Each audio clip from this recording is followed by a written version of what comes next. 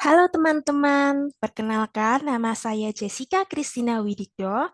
Pada kesempatan kali ini kita akan sama-sama belajar bagaimana kita bisa mengenal diri kita dan juga mengembangkan area-area yang kita miliki saat ini. Nah, untuk itu saya izin share screen terlebih dahulu.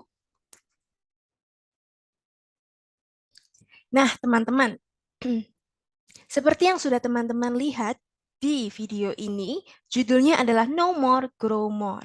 Jadi harapannya setelah teman-teman menonton video ini, teman-teman bisa memahami, teman-teman bisa mengenal diri teman-teman lebih lagi. Tujuannya apa? Tujuannya supaya teman-teman bisa bertumbuh, teman-teman bisa mengembangkan potensi yang teman-teman miliki. Tidak hanya itu, teman-teman juga bisa mengantisipasi kekurangan atau kelemahan diri teman-teman supaya teman-teman bisa mengembangkan area itu sehingga tidak menghambat di kemudian hari, khususnya di dalam perkuliahan teman-teman saat ini. Jadi, sudah siap teman-teman untuk belajar lebih mengenal diri sendiri sehingga teman-teman bisa bertumbuh? Baik, mari kita sama-sama belajar mengenai No More, Grow More. Nah, teman-teman, banyak sekali orang-orang yang ternyata masih belum mengenal dan memahami dirinya sendiri. Nah, apakah teman-teman masih yang pertama tidak tahu atau bingung dengan apa yang teman-teman inginkan sekarang ini? Yang kedua, atau teman-teman merasa ragu dengan diri sendiri? Yang ketiga, teman-teman bingung dengan kelebihan dan kekurangan yang teman-teman miliki sekarang ini. Nah, teman-teman, khususnya orang Indonesia, ketika orang Indonesia ditanya, apa sih kelebihan dan kekurangan yang kita miliki? Kita cenderung lebih mudah untuk menyebutkan kelemahan dan juga kekurangan yang kita miliki. Sehingga kita bingung dan butuh waktu yang lebih lama untuk menyebutkan apa sih sebetulnya kelebihan-kelebihan atau potensi yang kita miliki sekarang ini.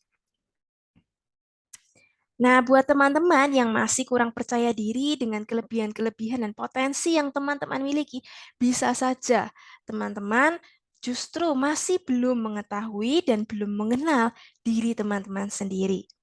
Nah, apakah teman-teman termasuk orang yang mudah berubah pikiran? Misalnya, dari A, sudah pilih A, kemudian tiba-tiba berganti B. Nah, teman-teman, untuk kriteria-kriteria ini ada 5 kriteria. Nah, kalau teman-teman merasa masih mendapati satu, dua, atau tiga kriteria ini, bisa jadi teman-teman masih belum mengenal dan memahami diri teman-teman sepenuhnya. Nah, itulah yang akan kita bahas pada kesempatan kali ini. Nah, ini saya mengutip to grow yourself, you must know yourself. Jadi, untuk bisa bertumbuh, untuk bisa berkembang, kalian atau teman-teman harus tahu, harus mengenal diri kalian sendiri. Pengenalan diri. Nah, kenapa pengenalan diri ini begitu penting dan apa itu pengenalan diri? Pengenalan diri adalah usaha seseorang untuk melihat kelebihan, kelemahan, dan semua hal yang ada pada diri mereka. Jadi kita tahu betul diri kita ini perlu apa. Diri kita ini orang yang seperti apa? Apa sih kelebihan dan kelemahan serta area pengembangan yang kita miliki sekarang ini? Kenapa kita perlu untuk mengenal diri kita? Yang pertama, untuk meningkatkan kelebihan, untuk mengembangkan potensi yang kita punya, dan juga untuk memperbaiki kekurangan diri, supaya kekurangan ini tidak menghambat kita di kemudian hari. Yang kedua, lebih mencintai diri sendiri. Dengan kita mengenal, tahu betul apa yang kita inginkan, potensi yang kita punya, kelebihan, kekurangan, kita bisa menerima diri kita bisa mencintai diri kita apa adanya, dan kita bisa bersyukur dengan apapun yang kita miliki dan yang tidak kita miliki saat ini. Kemudian mudah mencari dan menentukan solusi yang tepat, dan juga meningkatkan kemampuan berelasi dengan orang lain. Kemudian mampu menentukan pilihan dan tujuan hidup yang tepat. Teman-teman, ada banyak cara untuk mengenal diri sendiri. Hari ini kita akan membahas yang pertama, cara mengenali diri ada bersumber dari diri sendiri. Yang kedua adalah bersumber dari orang lain. Kalau itu bersumber dari diri sendiri, maka itu fokusnya adalah kita introspeksi terhadap diri kita sendiri. Kalau itu berfokus pada orang lain, maka tugas orang lain ini adalah memberikan feedback atau umpan balik kepada diri kita. Nah, dua hal inilah yang bisa membantu kita untuk memahami dan mengenal diri kita, kelebihan, kekurangan, dan potensi, serta area pengembangan yang kita inginkan. Nah, salah satunya kita akan belajar yang pertama adalah Johari Window. Johari Window ini apa? Ini ditemukan oleh Joseph Louf dan juga Harry Ingham pada tahun 1995. Nama Johari sendiri ini merupakan singkatan nama dari para foundernya, yang Jo itu dari nama Joseph, Hari itu dari nama Hari, kemudian dikombinasikan, digabung, dan muncullah nama Johari Window. Apa manfaat Johari Window ini dan mengapa ini kita bisa memakai dan menggunakannya untuk mengenal dan memahami diri kita? Yang pertama, Johari Window mampu membantu untuk mengenal diri kita sendiri. Bagaimana caranya? Nah, kita akan belajar di slide-slide selanjutnya. Yang kedua, Johari Window ini membantu kita untuk memberi dan menerima umpan balik, baik itu orang lain kepada diri kita ataupun diri kita kepada orang lain. Sehingga yang ketiga, itu dari Johari Window mampu meningkatkan kemampuan interpersonal dengan orang lain, dengan rekan kerja, atau mungkin dengan teman-teman sekelas. Nah, Johari Window ini berdasarkan penelitian sangat-sangat efektif, terutama dalam pelatihan untuk meningkatkan pemahaman terhadap diri sendiri, kemudian personal development, kemudian untuk group dynamics, dan juga untuk meningkatkan komunikasi. Johari Window, sekarang kita masuk ya teman-teman untuk mempelajari mengenai Johari Window. Johari Window ini sendiri memiliki 4 area seperti yang teman-teman bisa lihat di sini. Ada area terbuka, itu yang berwarna biru muda. Blind spot adalah area yang berwarna pink. Kemudian area tertutup warna kuning dan unknown adalah warna hijau. Setiap kuadran ini memiliki tugasnya masing-masing. Dan tentu saja kita akan belajar di slide-slide berikutnya. Kita akan belajar lebih dahulu mengenai kuadran pertama atau area terbuka. Apa itu kuadran pertama area terbuka? Itu adalah open area, open soft atau free area. Di mana kuadran ini berisi hal-hal atau sifat-sifat yang kita miliki, kemampuan-kemampuan yang kita miliki, yang diri kita sendiri tahu, dan orang lain pun tahu, orang di sekitar kita tahu, lingkungan di sekitar kita tahu. Kemudian membentuk, nah sehingga ketika diri kita tahu, orang lain atau lingkungan tahu, sehingga ini akan membentuk bagaimana pandangan orang lain terhadap kepribadian diri kita sendiri.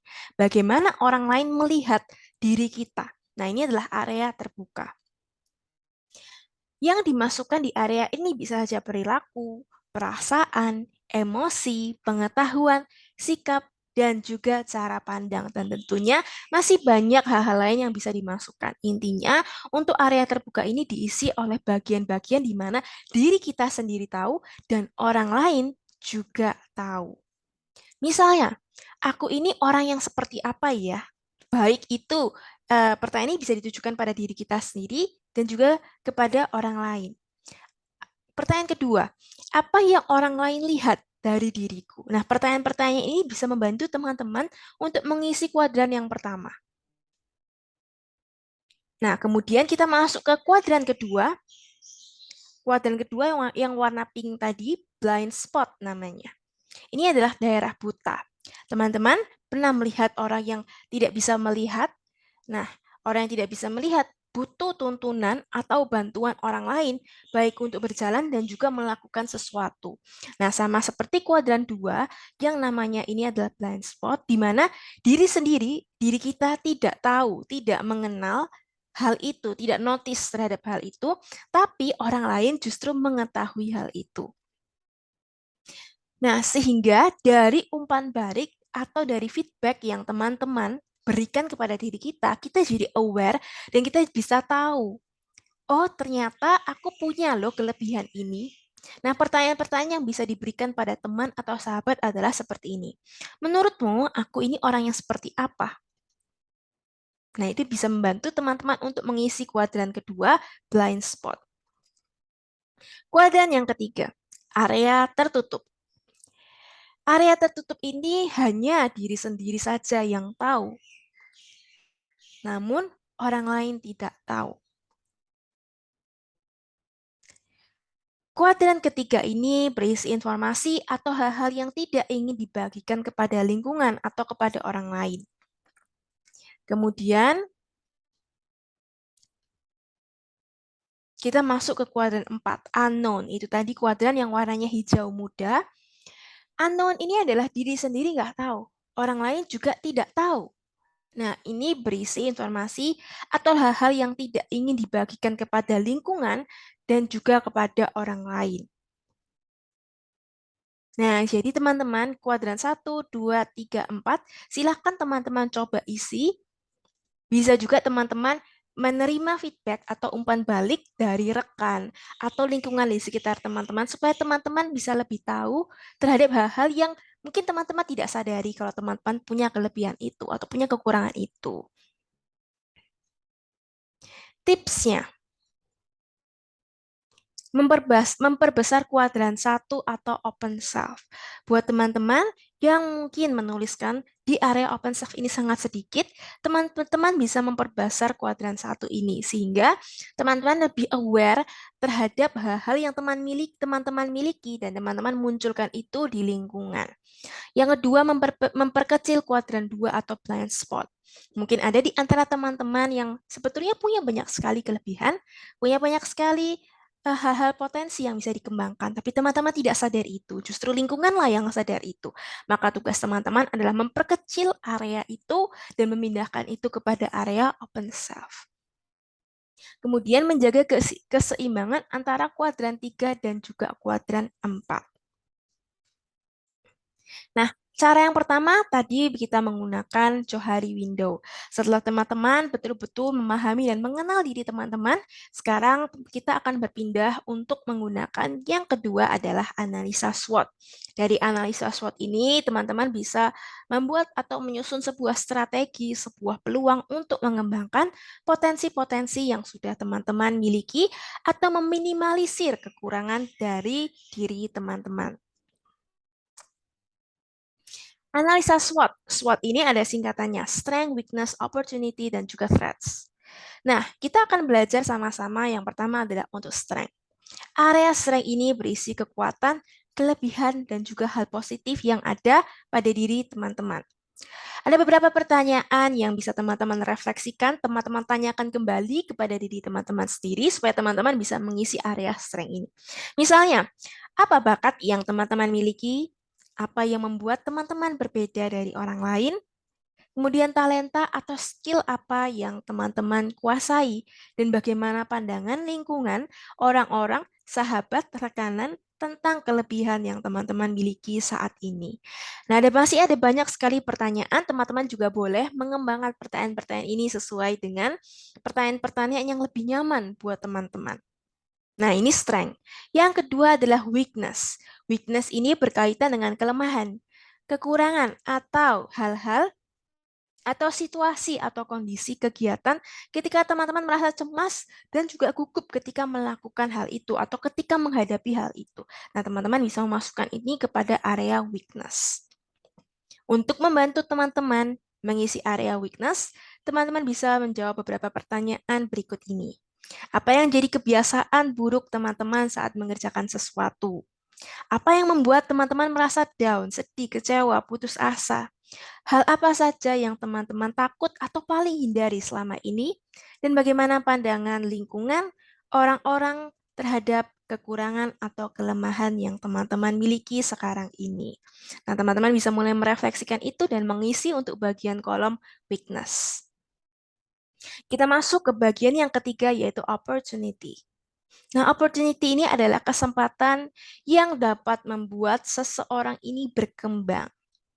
Nah, namanya opportunity, maka ini bersumber dari luar diri sendiri. Untuk membantu teman-teman bisa mengidentifikasi opportunity yang teman-teman punya, teman-teman bisa yang pertama, coba lihat kelebihan dan tanya pada diri teman-teman sendiri. Apakah kelebihan atau potensi yang diri teman-teman miliki ini bisa menjadi peluang di dalam karir, di dalam kehidupan teman-teman, atau di dalam perkuliahan nantinya? Yang kedua, bagaimana selanjutnya dengan kekurangan atau kelemahan yang teman-teman miliki? Apakah ada peluang untuk memperbaiki atau mengantisipasi atau meminimalisir kekurangan itu supaya tidak menghambat teman-teman di kemudian hari? Yang ketiga, apa saja yang teman-teman bisa lakukan untuk mengembangkan skill-skill yang sudah teman-teman punyai? Dan yang terakhir, apa yang bisa teman-teman berikan kepada orang lain, kepada lingkungan dengan skill-skill yang sudah teman-teman punyai sekarang ini? Nah, ini untuk membantu teman-teman mengidentifikasi kolom opportunities. Sekarang kita berpindah ke kolom threats. Bagian dari luar diri yang dapat menghambat diri kita untuk berkembang. Threats ini adalah sebuah ancaman yang berkaitan dengan kelemahan-kelemahan yang kita miliki. Jadi ketika kelemahan itu atau kekurangan yang kita miliki tidak segera kita minimalisir, tidak segera kita tangani, maka itu akan menjadi ancaman dan itu akan menghambat diri kita untuk bisa berkembang di kemudian hari. Dan ini sangat berbahaya. Nah, untuk membantu teman-teman mengisi area ini, teman-teman bisa menyebutkan kelemahan yang bisa menghalangi perkembangan teman-teman. Kemudian, adakah bahaya dari luar atau dari lingkungan yang bisa menghambat tujuan teman-teman untuk mengembangkan diri teman-teman? Kemudian, seperti apakah persaingan-persaingan, misalnya tidak harus di dunia kerja, tapi di dunia pendidikan atau dunia perkuliahan sekarang ini yang bisa menjadi ancaman untuk teman-teman bisa mengembangkan diri? Atau apa saja perubahan-perubahan industri atau pendidikan atau perkuliahan yang mungkin bisa terjadi sekarang ini yang bisa menjadi ancaman buat teman-teman untuk terus bertumbuh dan juga berkembang. Nah, teman-teman, tadi kita sudah mendiskusikan masing-masing SWOT, strength, weakness, opportunity, dan juga threats. Sekarang, tugas teman-teman adalah mengisi bagian itu, strength, weakness, opportunity, dan juga threats. Kemudian teman-teman bisa menyusun sebuah strategi dari masing-masing aspek ini untuk membantu teman-teman menyusun hal-hal apa saja, kegiatan-kegiatan apa saja yang teman-teman bisa lakukan untuk mengantisipasi weakness, untuk mengantisipasi threats, untuk mengembangkan strength dan juga menggunakan opportunity supaya lebih maksimal, tentu saja untuk terus bertumbuh, berkembang, dan juga untuk menjadi pribadi yang lebih baik lagi di dunia perkuliahan dan juga di dunia kerja nantinya. Baik, teman-teman, sekian materi dari saya. Semoga materi yang saya sampaikan ini bisa bermanfaat untuk teman-teman. Setiap manusia memiliki kelebihan. Setiap manusia memiliki potensi dan juga kekurangan. Setiap orang tentunya juga punya kekurangan, sama seperti saya. Itulah yang menandakan dan menunjukkan bahwa kita adalah manusia biasa. Tetapi kita tidak juga boleh hanya fokus pada kelemahan yang kita miliki sekarang ini. Tapi tugas kita adalah mengembangkan kekurangan itu, meminimalisir kekurangan itu, supaya kekurangan itu justru bisa menjadi sebuah kelebihan atau area positif yang justru bisa berguna buat perkuliahan dan dunia kerja nantinya. Terima kasih untuk perhatiannya. Semangat teman-teman untuk terus berproses dan juga belajar. Sekian dan terima kasih.